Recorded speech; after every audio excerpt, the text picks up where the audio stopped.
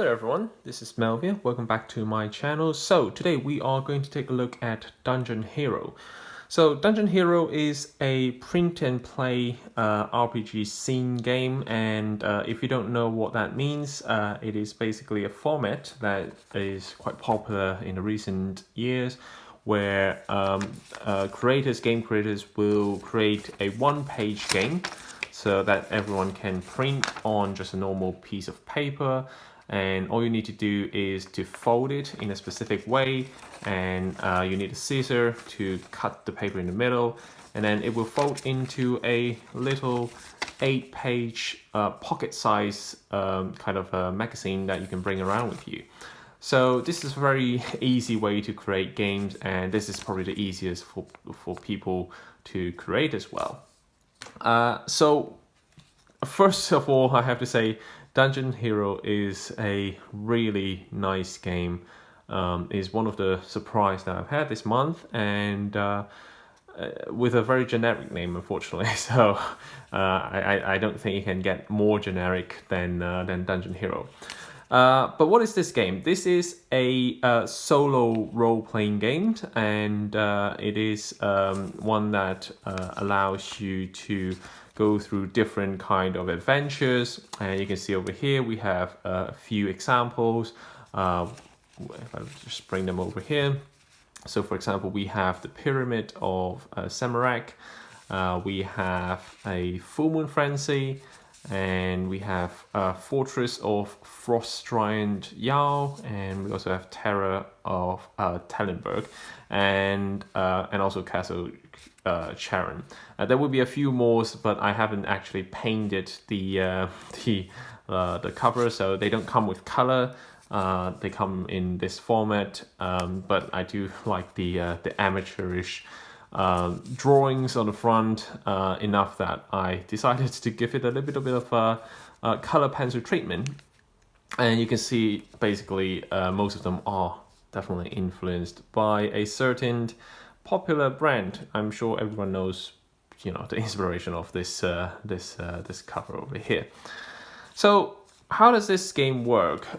Basically, you are playing as anyone you want, and I mean by anyone you want, because this game uses a very simple system to create your character.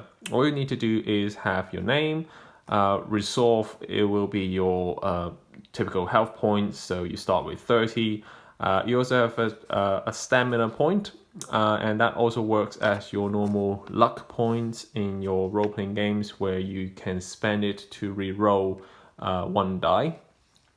Treasure is what your main goal of the game.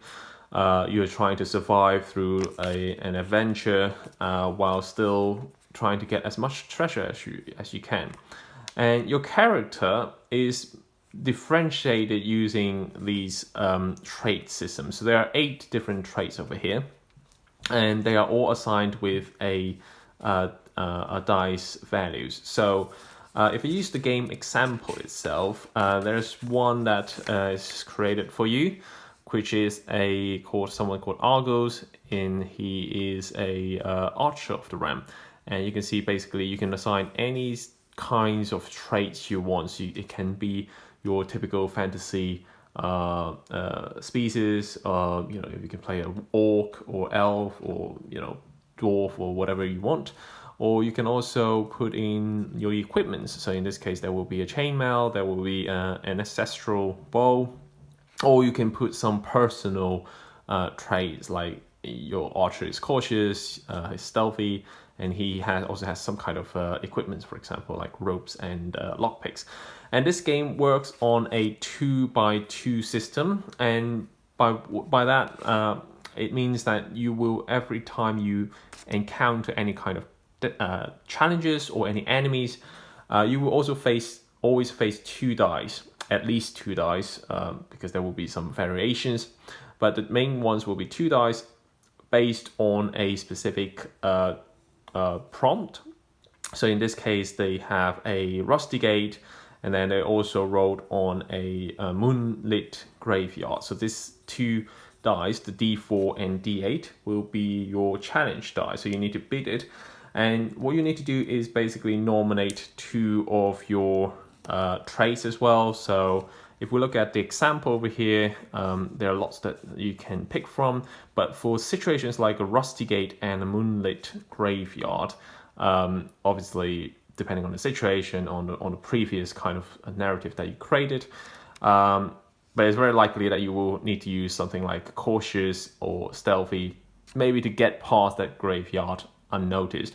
Or obviously, if you can think of anything that is useful, you can also use other traits. So the way it works is, let's say if we have to go through the rusty gate and the graveyard unnoticed, we probably want to use the rope in this case, and also be stealthy. So we will have a D6 and a D8, and also from the challenges we know that is D4 and D6. So we'll roll all of them together. So sorry, the black and white will represent our skills, and the red and purple will represent the challenge. And in this case, you can see we have a 4, and the highest from the challenge will be a number 2. And in that case, you know that you have gone past this challenge, and the the 4 comes from our ropes. So basically, our ropes is the most important factor in this challenge. So probably we hang the rope on the gate and climb through it unnoticed, being stealthy. So apart from this mechanisms, there's also a few things. So as I mentioned earlier, you can always spend your stamina to reroll one of these dice. And if you actually fail the dice, for example, if the challenge is a 6 and your highest is a 3, then you will need to take the absolute difference, which is 3 points in this case, as your damage. So you will need to reduce your resolve by 3. And you start with 30, and by the time you get to 0, you will lose the game. In terms of the actual adventure itself is pretty straightforward. You will start from the very beginning. So if I use the Fortress of Frost Giant Jarl as an example, you will start with the freezing snow, which is a D6 challenge in the beginning, and you will also need to roll a white die. So in this case, you roll it, so you get a 5, which is an aggressive sentry, which is an enemy. You can see there's a sword sign with 6 health. So in this case, you will need to actually fight this enemy. But it's still the same system. It just means that instead of automatically passing through this, you will need to at least beat it enough times so that the absolute values is larger than the 6 over here. So and then basically once you defeated that, then you will roll another one, and then there will always be 2 challenges that you get. So so you have a little bit of story. So probably in this case, in the freezing snow, you notice that there are some aggressive sentries in the middle of a snowfield that you need to defeat them before you can proceed with your adventure. So with that said, I am going to actually play one example, and I have decided to pick the Pyramid of Zamorak. And let's take a quick look at the story. So, dehydrated and exhausted, you see the pyramid on the horizon. If no water, at least shade may be found. But what other horrors await you in that awful tomb? So you can see this story gives you just enough flavor to start your story, and I'm gonna to come up with a character over here. So in the interest of time, I have already created a character, and I'm gonna use this as an example to show you why. I mean, this game you can play as anyone you want as well. So our character has a physical weak trait, and he is a commander. He has deep thoughts, and but he's also reckless at the same time. He has a lot of herbal potions, and he has a black armor. He's a summoner at the same time, and He has an evil black sword. And who I am kidding? Of course, we are playing as Elric of Menibene. So if you have read the Elric saga, obviously you know who this character is. But if not, then we'll see who he is through the gameplay. And we were gonna start with the Pyramid of Samarak. So let's read the story.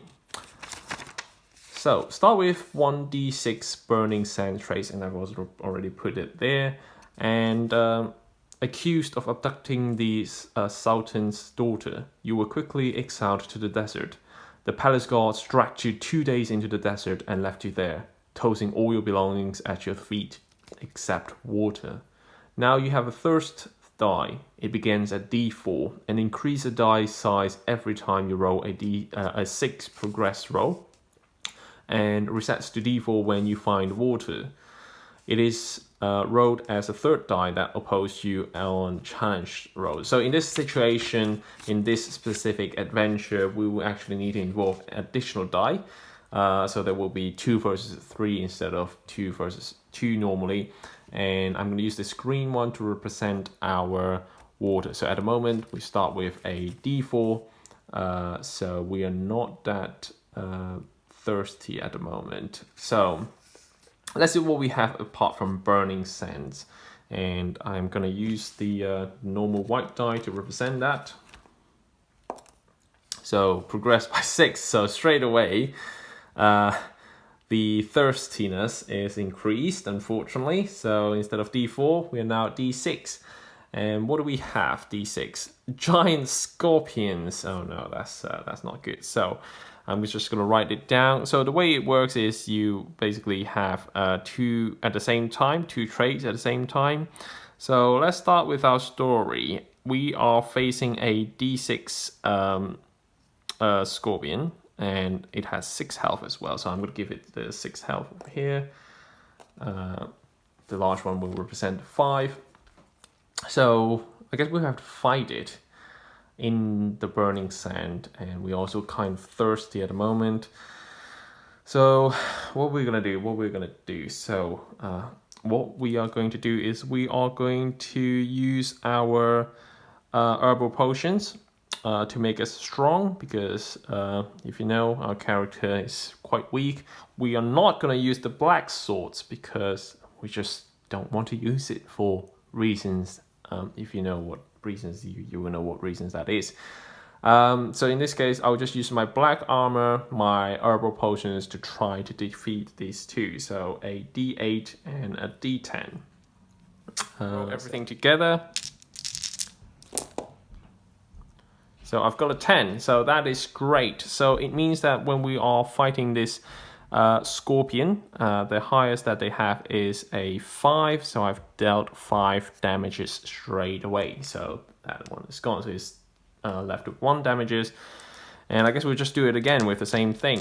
And let's see what we get. So my highest is a 6, their highest is a 6 as well. So in this case, we have a tie. So in case of tie, you will basically throw out everything else that is not a tie die. So I will throw out the 2 and this one, which leaves us with still advantage because we're using a d10 versus a d6. So our black armor versus the scorpion.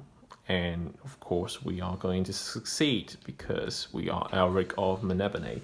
So there you go. So that is gone, and that's the first challenge done.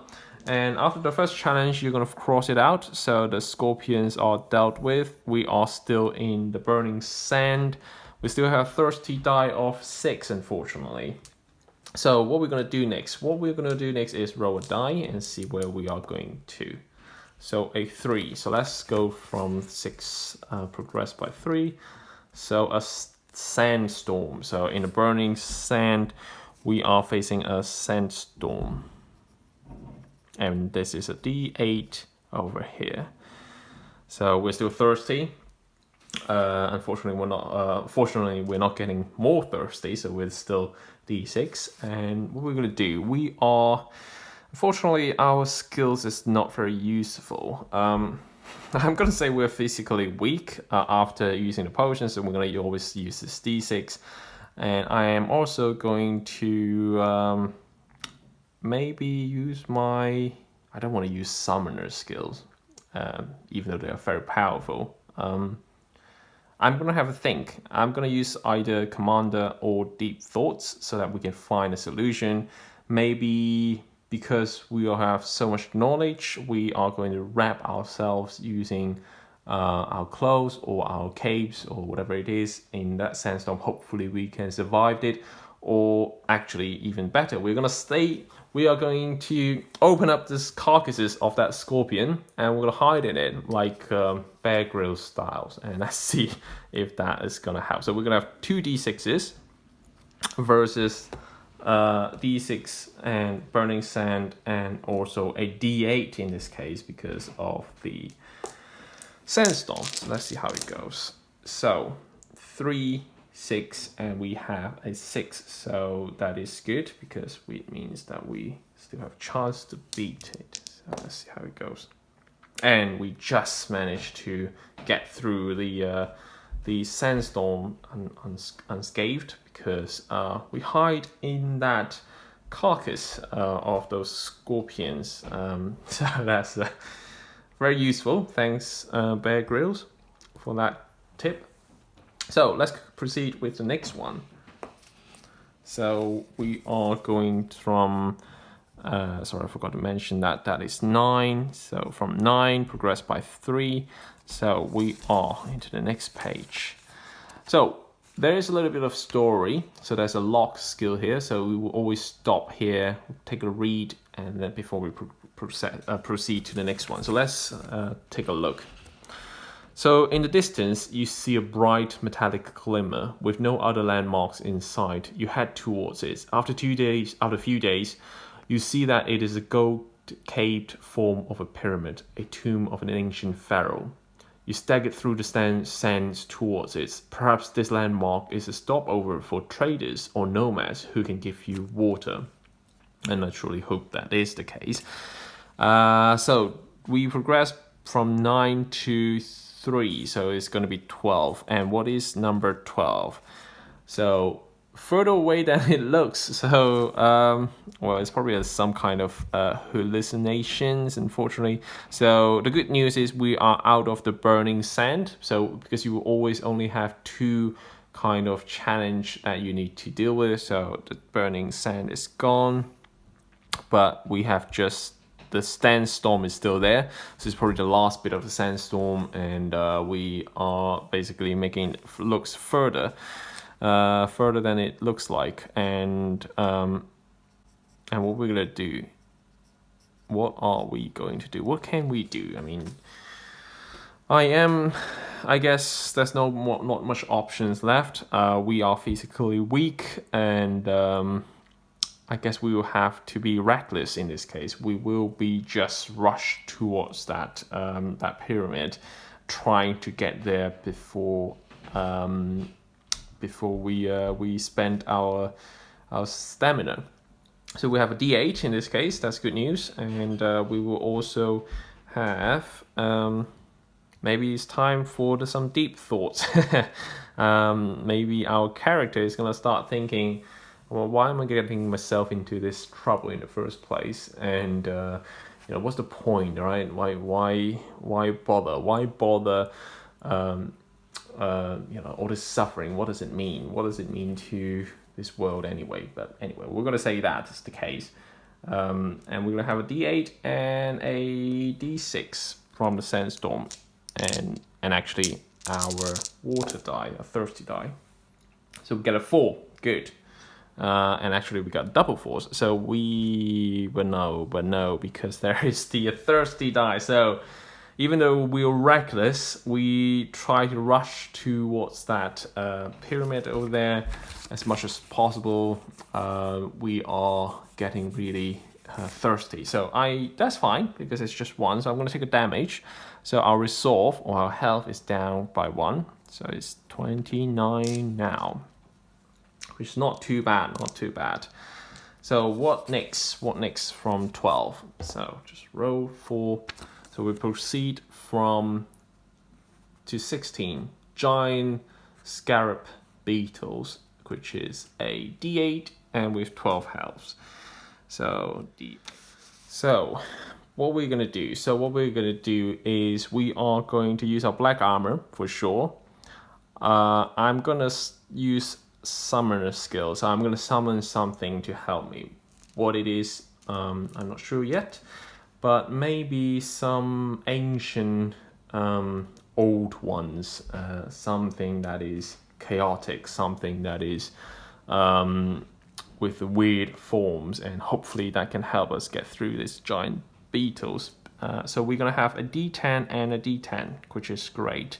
So, and then what we are going against is the D8 beetles and also the D6 from the further than it looks, because we are still walking towards that pyramid. So on its way, probably we got ambushed by these beetles. They pop out of nowhere.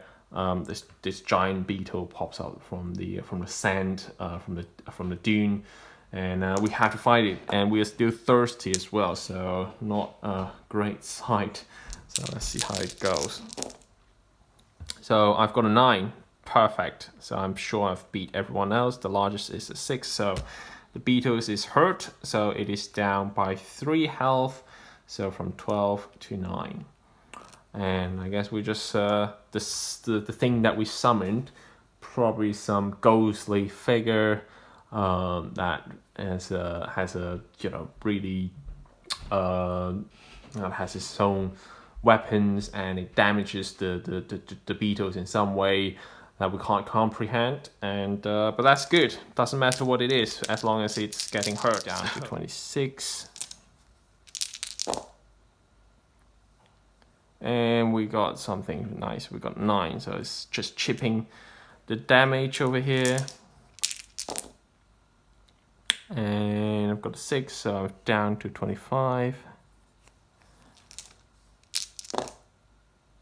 And a 10, and a 2 10s, that's good. So that is 7 damage. So that is enough to defeat the beetles, but we have taken a lot of damages, unfortunately. We are down to 25 resolve or health, and we have used some of our stamina as well during that process. So so that ghostly summoned figures disappeared out of thin air, and basically just after helping us, it's gone.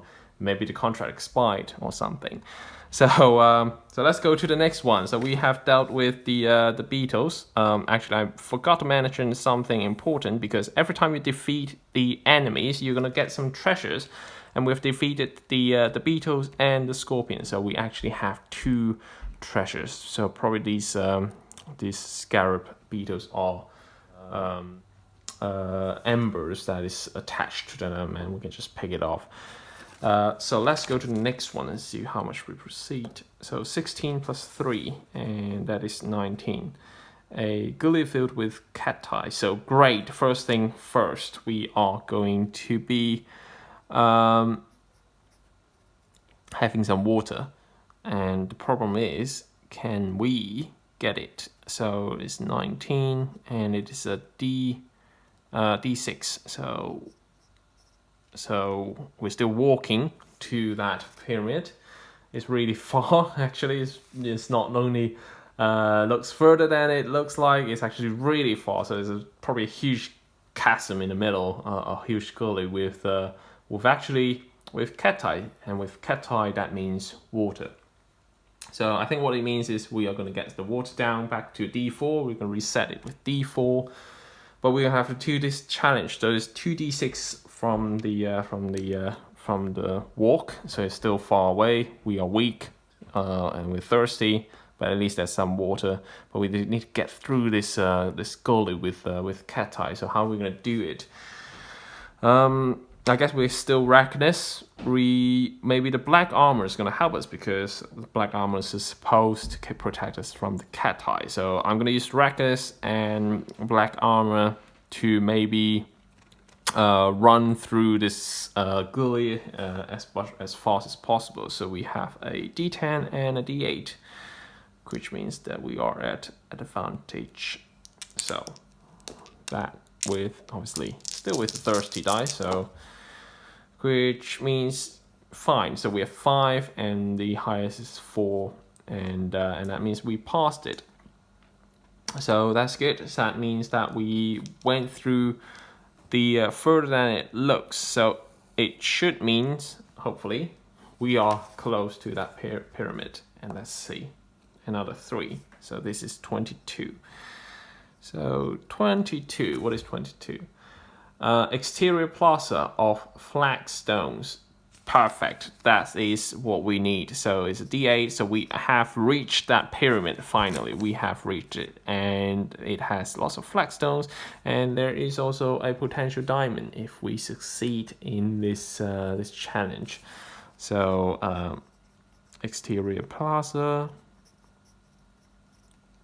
And unfortunately, we still have the gully with cat eye. So I'm going to interpret it as the stinks from the cat eyes is still stuck with us, maybe on our armor. Hopefully, that means that it's still just on our armor. So we're going to use the armor black die as the case. So I'm going to use a D10 for the black armor, and I am going to check on the exterior plaza, but unfortunately I don't think we have a lot of skills that we can use to produce that. But in that case, what the author suggests is just use a D4, because I'll use D4 in this case, and I am going to say we have a D6 from the cat eye and also the exterior plaza. So there might be some traps there, but we'll see how it goes.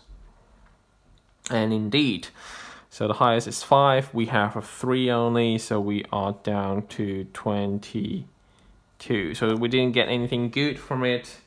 In fact, we were trying to unplug ourselves from those cat eye stings, that we managed to hurt ourselves a little bit. So. But the good thing is we managed to clear them.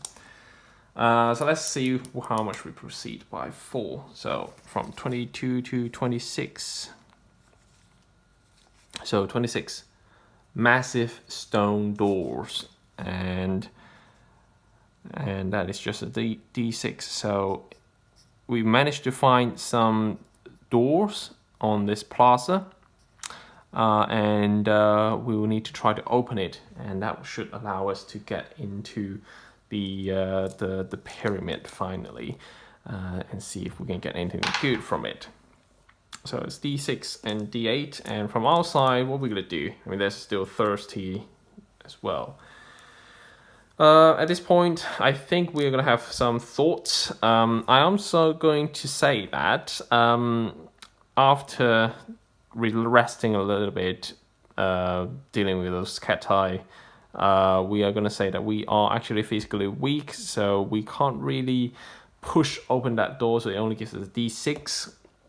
But at the same time, it will... I really don't want to use the black sword, and it doesn't really fit in here as well. I'm going to say I'm going to do another health potion to counter that physical weakness, because that's how Elric actually counters his physical weakness. So it gives me a D8. So hopefully we can get through this. And indeed, that potion is really strong. And you can see that our physical weakness is actually given a 6 as well, so that's really nice. So the plaza is through, and actually remember, the plaza has a diamond here. So as long as it's still within play as a challenge, we will get a treasure if we pass through that. So exterior plaza, finally we're done. We've gone through the doors, and how much we're going to proceed by. 4, so it'll be 30. So 30, we will need to actually stop here. So you find a passage leading into the pyramid, but it slopes down into darkness with no sight of water. Your throat is parched, but at least you're now in shade. Perhaps there's a condensation inside you can drink. You forge ahead into the monument. So that's just a little bit of a story. So 30, treacherous steps into the darkness. So treacherous stepped in darkness, which is a d6. So I don't think there's anything that we can use from our infantry. So we're still thirsty, we're still d4, that's good. But I'm reckless. I mean, Alric is reckless anyway, so it doesn't matter. If it's dark, doesn't bother. Just walk through it, go through it. And I'm gonna say I'm actually going to have a think, deep thoughts. I'm gonna see, you know, how is best to approach it. That's how I interpret it. So this is gonna give me a d6, and the situation is 2d6 as well. So let's see if we can get through it. And no, of course not. So we got a 6 and a 2, so 4 damages to us, and I'm gonna take it. So I'm gonna take it some from 22 to 18, and and that's it. That's pretty much it. So proceed to the next one, which is number 2. So we are from 30 to 32. So spear traps. Oh crap. At least we're not next to the stone doors anymore, but this is a d8. So because of our recklessness, so we are going through it without thinking too much, and of course we're gonna trigger a trap in this case. And I'm gonna say hopefully the black armor is gonna help us. If not, then we're gonna be in big trouble. So a d10 for that one. I'm gonna say that I'm gonna use the commander, and I'm gonna interpret it in situations that we have seen this before, right? We have seen all these kind of how spear works, so it actually has to has certain velocity to pierce through your armor. So if you are careful enough, if you predict or if you hear where the spears come from, then there's a chance that you can dodge it. I'm gonna say that's the case. Let's see if Elric can get through it unscathed. So that is your dice. So indeed that helps, but actually it helps because of black armor mostly, and probably because, you know, Elric's trying to dodge in the dark, and that helps. So perfect. So we are unscathed. That's all we need, and we need to proceed. So we have quite a slow, and we've got a 1 only. So as you can see in this game, you want to proceed as fast as possible because you only have a finite health and stamina. And we're gonna go to 33. So what is 33? A mirror chamber. Great, that's what we want. And there's a chance for water and for treasure. So what we're gonna do, I mean, we're really bad at finding treasures, to be honest. I mean, Elric is not really, I should have given him different traits, but let's say having a thought, looking at these mirrors, and we're gonna use that, definitely use that, but that only gives me a d6, unfortunately. And what else can it do? Maybe I'm gonna do a summon. I'm gonna summon some old ones, some chaotic beings, and hopefully they can tell me how I can get something valuable from the mirror chamber. And we're gonna fight. We're gonna go against the d6 from mirror chamber and also the traps. So probably if we fail somehow, it means that there's also spear traps in here. It's not great. So let's roll it together. And indeed, that is the absolute case. So there is a 7. We only have a 4. And actually, we only all have 4s as well. So yeah, not good news. So I'm just gonna take the damage. We're down to 15 now. And yeah, that's we didn't get anything good, but at least we are we triggered the spear traps in this chamber room, which means that there won't be another spear trap, hopefully. Oh, 5, yeah, now we're talking. So 38. So we don't want to get thirsty, but at the same time, we're going to proceed as fast as possible. So shaft leading down. So finally, we've got somewhere to proceed. So after we didn't find anything good from this chamber, but we have a shaft leading down. So we are proceeding deep into the pyramid. We will have, from our side, what we're gonna do. I'm gonna say we're gonna be still reckless. We just go, even though the shaft doesn't look very stable. No one has been using it forever. So definitely reckless, and I will also consider it as because we are physically weak. So I'm going to use a D6 as well. So we've got pierced by some of those spear traps. So let's see how it goes. Oh, that's good. So we have a 7. So we did pass through it, and basically what it means is getting down to leaving that chamber. We actually managed to find something useful because it is not hidden in the chamber itself. It's actually at the exit. So once you trigger the shaft going down, you find that there are actually some rubies embedded to the wall. When you start going down the shaft, and we picked some of them and we get some more treasures. So we have 4 treasures by now.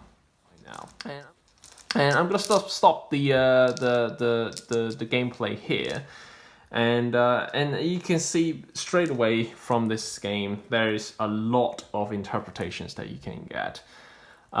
Simply with a very simple rules, all you need is just a little bit of an adventure booklet, roll d6, and you will go find 2 traits, and always you will use those to create your story. And even though it's just 8 pages, you can see by doing that you can create such a long deep stories, and more importantly, this is always progressing as well, the story. Unlike a lot of solo role-playing games where you roll on a table, you will always roll, for example, another enemy. You will always roll another challenge if it's D100 tables, but you're not necessarily progressing your story. Now, there are games that find ways to mitigate that. So in cases of, for example, in Iron Swan, you will always proceed if you success. So you will get some progressions, and then once you get to a certain point, you can roll your milestone move and see if you actually manage to get that milestone and proceed your story. But that's not really as organic as this one, because this is written to you. So you will always proceed, and that will be the next kind of story that you will get a snippet, and then you will go to the next one, and then there will be a finite ending as well, instead of aimlessly wandering around the wilderness just because the tables allows you to keep rolling on, maybe wildlife encounters or something like that. And what's more important about this is that this game gives you a certain feeling that I can't get in a lot of solo role-playing games, and that is the feeling of playing as an old school D&D modules.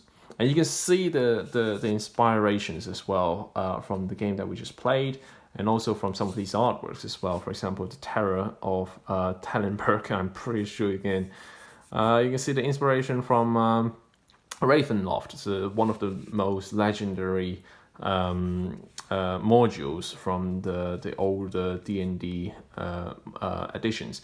And the beauty of those editions is that people love them not because of just the freeform freedoms, but because of your familiarity with that story. So with this, you can get that feeling. You are going through a module that is designed by a dungeon master. And they are also, you know, they have a beginning, a middle, and an ending, and it gives you the feeling that you are playing someone else's written adventure, but at the same time allows you to interpret it in your own way, and that is simply brilliant. So this game is, you can find it on itch.io, and I actually forgot to mention it. This is written by CC Chamberlain. It is a pay what you want game. I think it's $3 for about 3 little booklets. So there's 3 volumes so far. Actually, there's so if you want, definitely try it out. If you pay $3, then you will get I think 2 additional premium kind of modules. So you will have a total of 10 modules to play with, if I'm correct. So it's 1, 2, 3, 4, 5, 6, 7, 8, and the 2 that I haven't got, and I'm going to get them because this is just brilliant. Now I think there is also a little bit of there's also a commercial version of it. So it's been picked up by a publisher, and they are releasing them in card formats. So you will have obviously 4 cards in that case with double-sided. But I absolutely still love these pocket size zine, and again, I love the amateurish style kind of cover art, and I love color penciling them as well. So I haven't been using it for ages, so I've completely forgot how to use it. But man, look at that, and this one as well, Full Moon Frenzy, Castle Karen, and these ones I'm gonna save for later so that I can pencil color them. And yeah, that's it. That's the game. So hopefully off screen Elric will survive this, but if not, that's fine. He's never gonna die anyway. So that's it. So I'm going to talk to you next time. Talk to you later. Bye bye.